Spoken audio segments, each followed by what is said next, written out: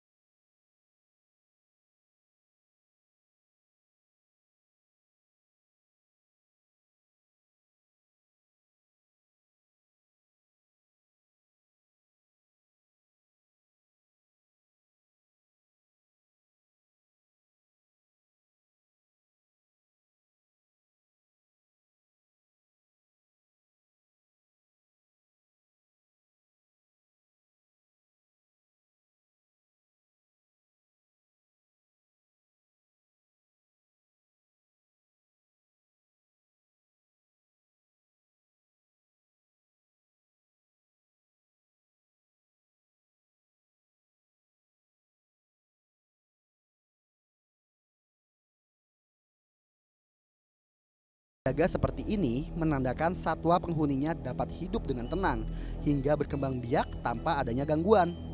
Apalagi cadangan makanan yang melimpah membuat satwa tidak khawatir kehilangan rantai makanan mereka.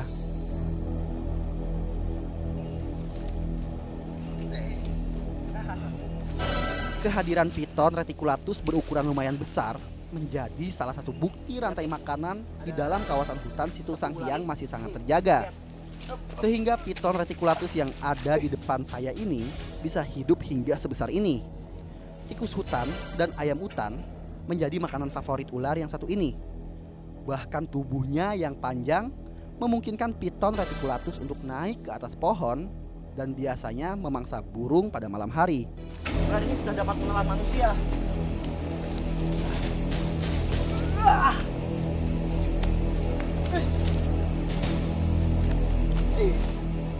Seringkali banyak pencari kayu menemukan ular ini dan menganggapnya sebagai kayu kering di hutan.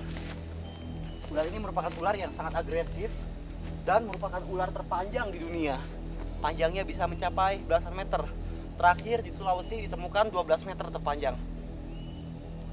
Piton reticulatus ini merupakan ular yang gemar memakan babi ataupun rusa. Hampir sedikit lagi tadi Panji sempat lagi kita ular ini ya.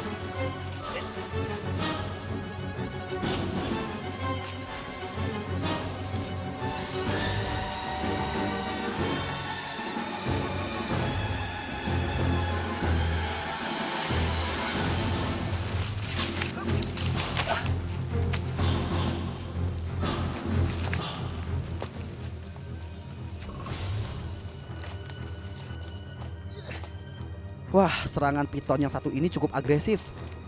Yang harus diwaspadai dari ular piton adalah giginya. Karena gigi-gigi aglipanya sangat tajam dan bisa merobek kulit manusia. Serangan dahsyat yang sangat cepat ini merupakan salah satu cara ular piton untuk menyudutkan saya. Selain serangannya yang mematikan, piton reticulatus juga sering memanfaatkan tubuhnya yang ramping dan panjang untuk melilit lawannya yang sudah tak berdaya.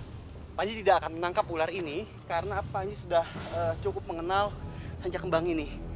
Namun Panji sangat mengagumi ular yang satu ini. Kenapa? Karena tubuhnya yang besar dan kemampuan bertahan hidupnya yang tangguh. Karena ular ini dapat bertahan hidup di segala kondisi apapun di hutan. Wah, ular yang sangat tangguh sekali dan sangat kuat. Selain itu tenaganya juga, wih. Oke kawan.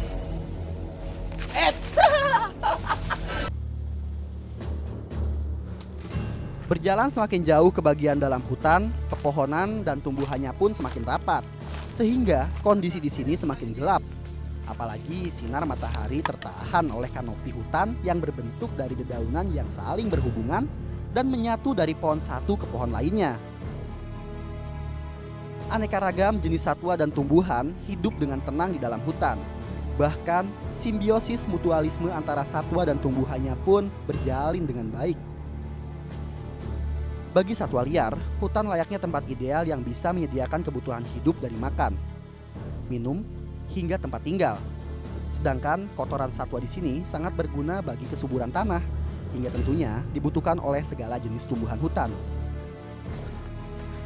Tak mudah memang menyusuri bagian demi bagian di dalam hutan. Tidak jarang, saya harus menerobos tumbuhan dan pepohonan untuk membuka jalan. Sehingga saya pun harus ekstra hati-hati agar tidak merusak dan mengganggu atau bahkan melanggar tatanan yang ada di dalam sini. Kondisi hutan di sini tuh lembab banget dan lihat banyak banget pohon-pohon besar di sekitar sini. Jadi membuat tanah yang ada di sini tuh selalu basah dan lembab. Karena sinar matahari itu nggak bisa langsung sampai ke sini. Lihat aja, padahal di luar sana terang sekali, tapi di dalam sini gelap seperti sore hari. Ini dikarenakan matahari tertahan oleh dedaunan pohon-pohon besar. Dan tempat seperti ini merupakan tempat yang memang sangat cocok dan disukai oleh berbagai jenis satwa liar. Yuk.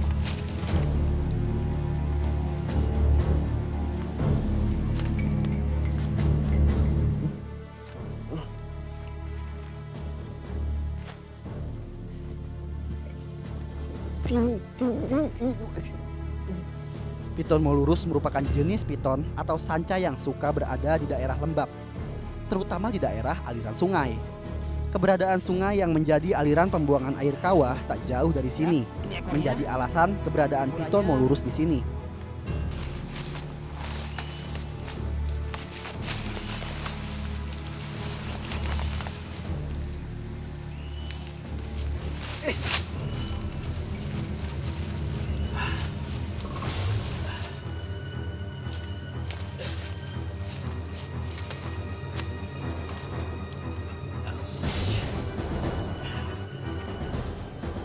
Lihat nih, beda banget dengan piton reticulatus yang tadi Panji temuin.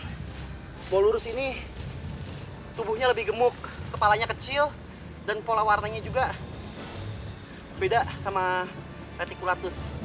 Sejak kembang itu kayak batik ya, dia punya pola warna tuh kuning sama hitam. Sedangkan ini tuh lihat, coklat keseluruhan, gak ada warna hitam atau kuning, warna hitam sedikit aja. Galak banget ularnya. Ular seperti ini sebenarnya tidaklah terlalu berbahaya, asal kita tetap menjaga jarak serangnya.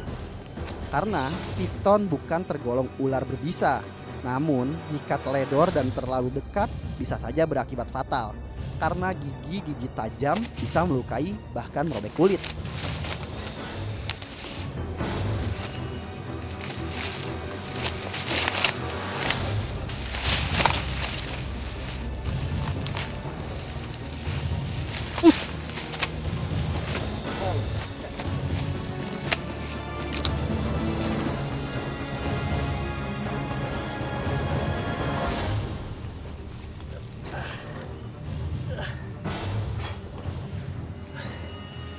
Coba sekarang lihat di depan sana, kelihatan dari jauh itu ada cahaya.